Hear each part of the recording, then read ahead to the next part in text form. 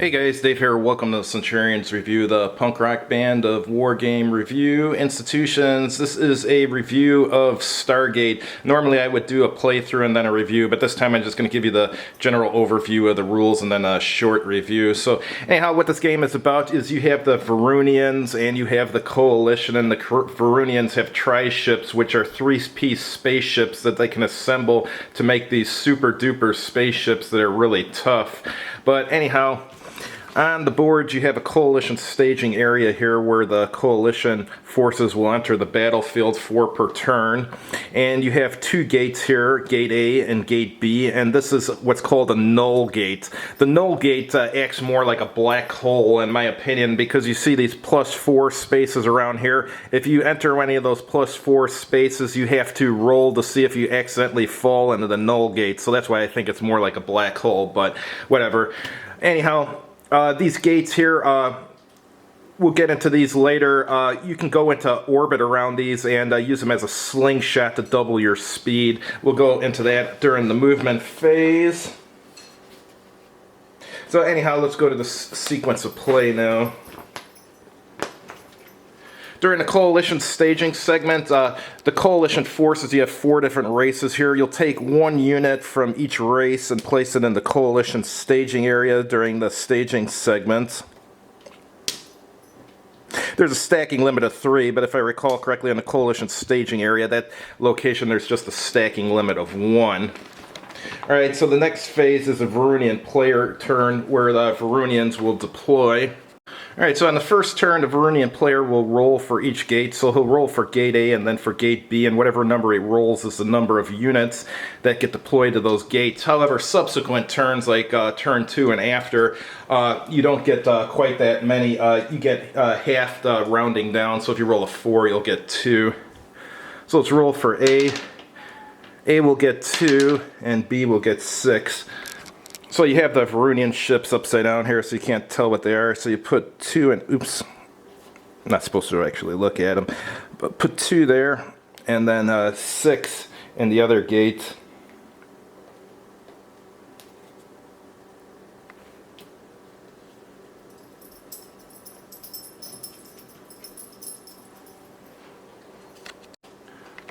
So there's no limit as to the, like I said before, there's a stacking limit of 3 generally, unless you're in the Coalition starting area where it's a stacking limit of 1, but on these gates it's there's no stacking limit. Alrighty, so the next phase is movement phase. The Varunian player may move 1 unit from each tri-ship group by either moving it units on the map or flipping over units within the StarGate. So on the first turn, he flips 1 over. That's from E. It's going to be there. Remember, he can only move 1 from each group, so he's got 1 from E, 1 from A flipped, 1 from D. This one doesn't count as a group. Same here. I think he did B already, didn't he? No, he hasn't done B. So he's got others he can flip still.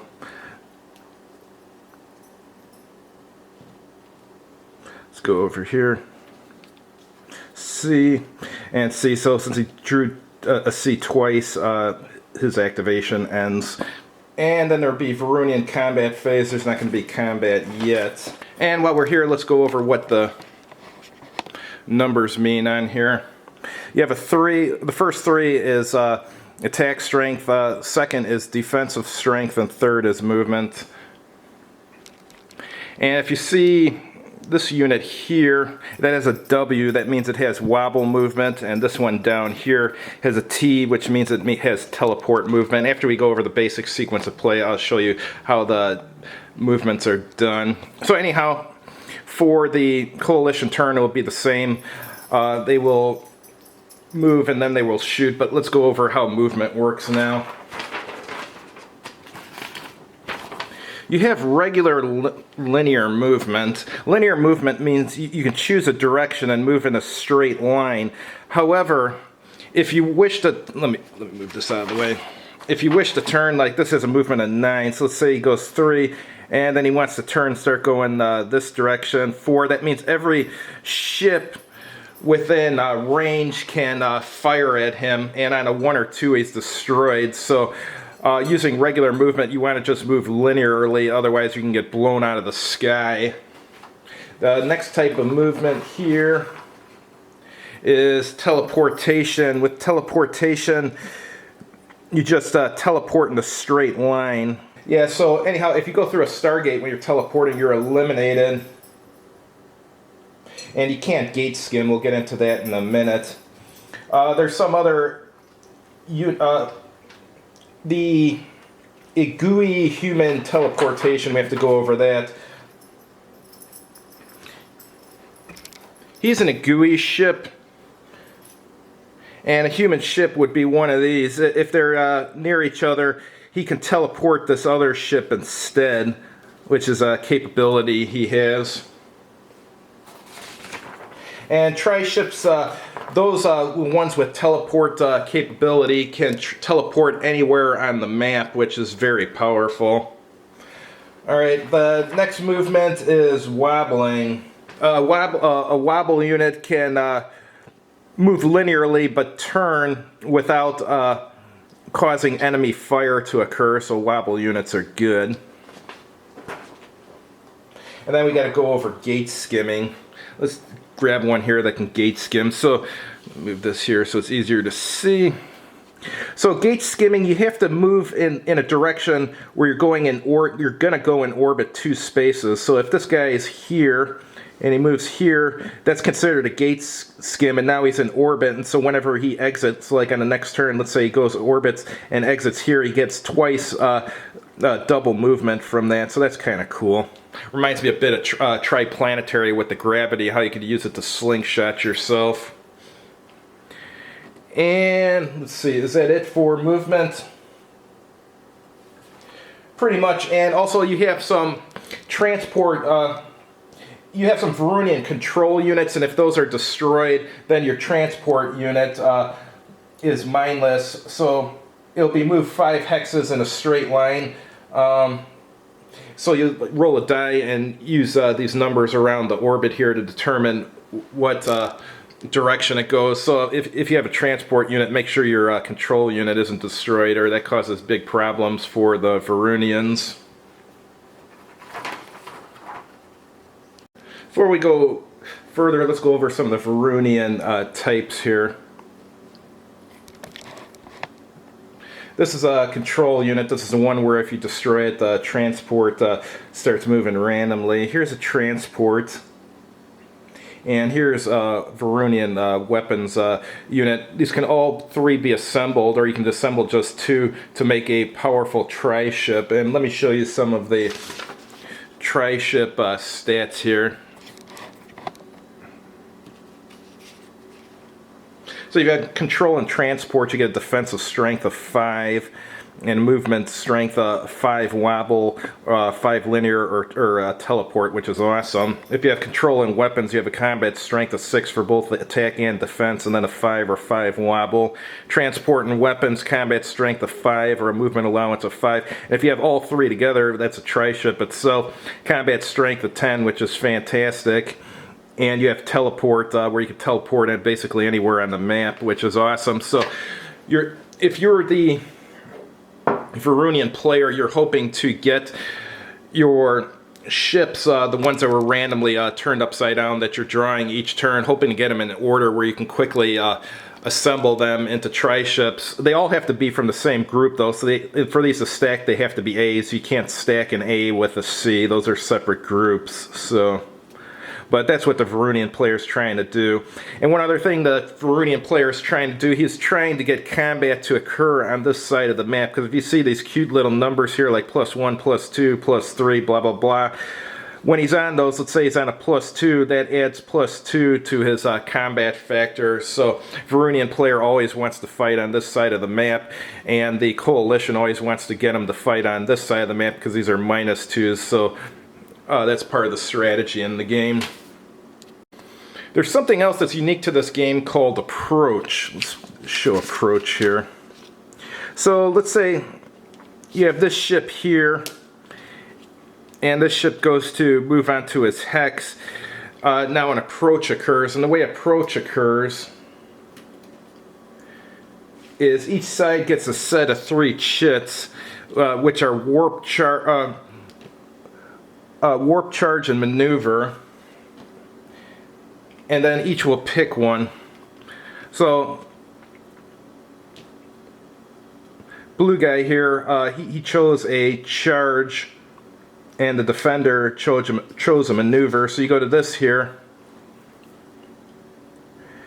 and so he got a charge, and the other guy had a maneuver. So it's 1D, meaning that if he rolls a 1, the defender is automatically eliminated. So I guess it would simulate, this is an abstract game, like an ambush occurring or something, but a lot of the time on some of these other things, like if he had a charge and the other guy had warp, then if he rolled a 1, the attacker would instantly be killed. So that's an added feature to the game. It has one thing here, it has a 1 A, B, and C. I don't know what that means. I tried looking for errata and stuff, so on this one I just have been playing it as a 1 because I don't know what the A, B, and C means for it. And there's also a shielded approach, and the way a shielded approach works is if one side in the approach has more units than the other, then they'll be considered shielded, so they'll use this table. Alright, and then combat. Let me move these little counters here.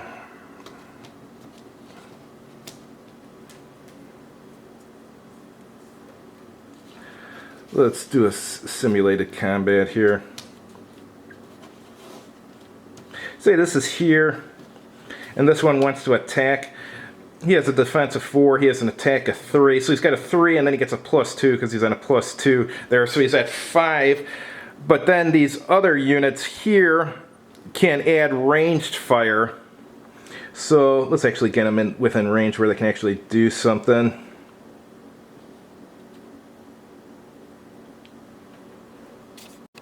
Alright, so this one here is 2 hex, well he doesn't count, he doesn't have a attack, so let's pull these 2 out. So we'll use this one as the one who's assisting with a ranged attack. He's two hexes away, and he has a attack of 3, so he subtracts 2, so he gets to add 1 to this. So he has 3 plus 2 for the hex plus 1 there, so that's 6 to his 4. And then it's like a standard war game rules where you're just using a combat results table to see what happens. And the combat results table is pretty bloody, so I like it.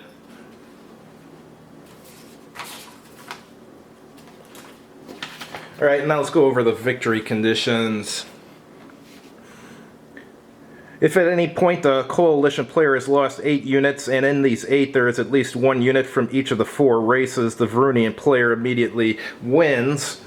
However, for a coalition victory, if at any point the Varunian player has lost at least 1 unit from each of his 6 tri-ship groups, the coalition player is immediately declared the winner. If both are fulfilled at the same time, the coalition player breaks the tie and wins. Alright, let's go to the review now. Before we show my review, we're going to show my friend Len, who played the game also. I recorded him, give him some thoughts on it, so let's show those real quick, and then I'll give my thoughts too. Hey guys, Dave here. This is Len. We just played a game of StarGate, our first game of it actually, and he's just going to give some quick thoughts on it. I'll play this a bunch more times at home, but let's hear what Len has to say. The game is a little bit hard to get started. I had the Human Coalition. So each 4 different nations with each different capability, and it took me about 2 or 3 turns to understand what their strengths and weaknesses are. Of course, it helped that Dave's group had problems getting organized. And actually, after a few turns of combat, it gets simpler and simpler, because first you had some kind of approach where you could possibly lose a ship, or they may lose a ship before the combat even starts. And then you had, at that point, it's easier to figure out, because all you got to do is add up your strength or defense strength, and plus or minus, and it's a plus or minus, you roll a d6, and it's either the enemy is dispersed or eliminated. So the game goes actually very quickly after you once you understand it. So it isn't that bad. I'd rate it a little above average. That's good. Thanks, Len. Had fun playing the game with you.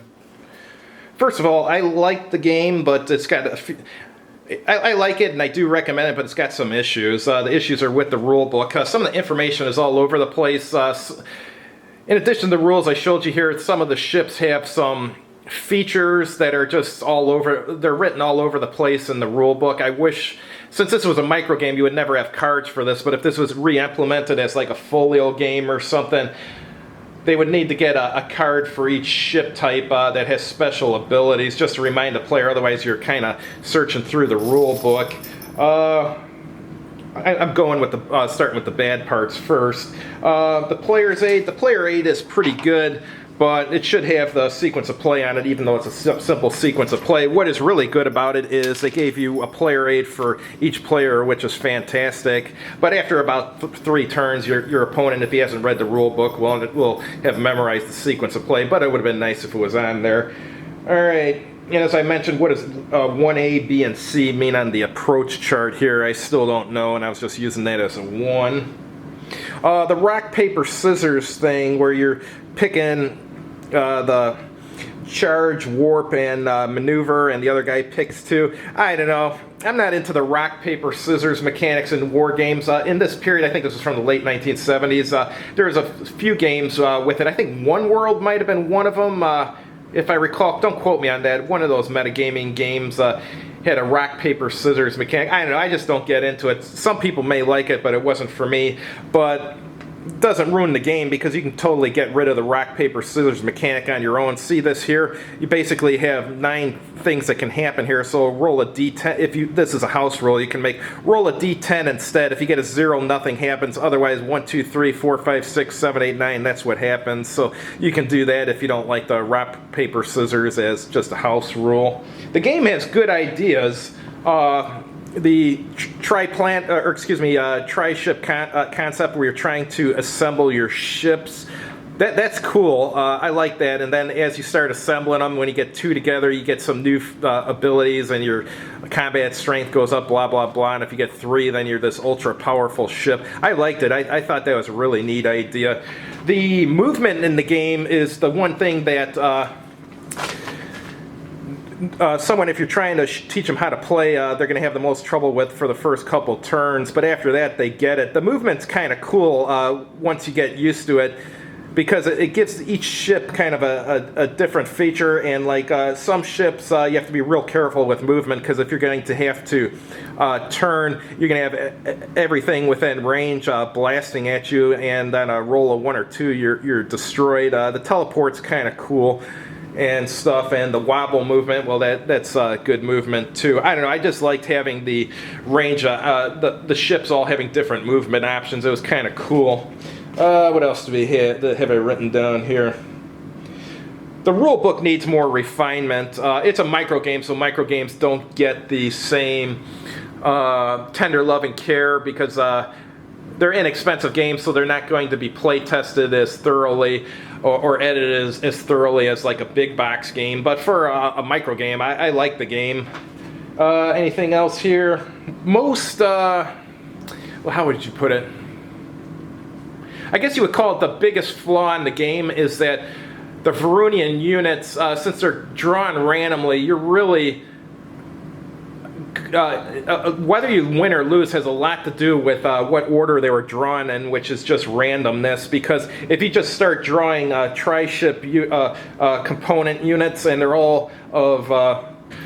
so if everything you draw is from different tri-ship groups, or if you keep drawing, I forgot to mention these ships here are Varunian ships, but they're not tri-ships. If you keep drawing them, you're not going to have the components you need to build the tri-ships. And if you're the Varunian player, it's really difficult to win the game if you don't start assembling tri-ships. So that's the one thing. The randomness kind of hurts the game. But overall, I like the game. I'd call it a solid 7. As far as the rule book needed work, so I'd give the rule book a 5. Components, what I would expect from a game from the late 1970s, I give those like a 7. And I'm doing those in micro game terms. Obviously, they don't compare to like a big box game, but for a micro game, I'd give them about a 7. They're not bad for a micro game. Originality, very original. I would give this a 9. As far as fun, it's very fun to play. I would give it probably an 8. And replayability is, I'd say a little bit below average. Reason being because it does. There's only one scenario. And the other thing is, if you want to play it solo, if you don't make a house rule for the approach action matrix, the game doesn't really play solo because you have to, each player has to pick one of these chits and compare them. So, yeah. So the replayability could be better, but overall, like I said, I'd rate the game a 7. It's a good game. I recommend getting it. Thanks for watching, and if you liked the video, please click like on it, and if you've tried this game, of course, chime in and let us know how you liked it, and have a good evening.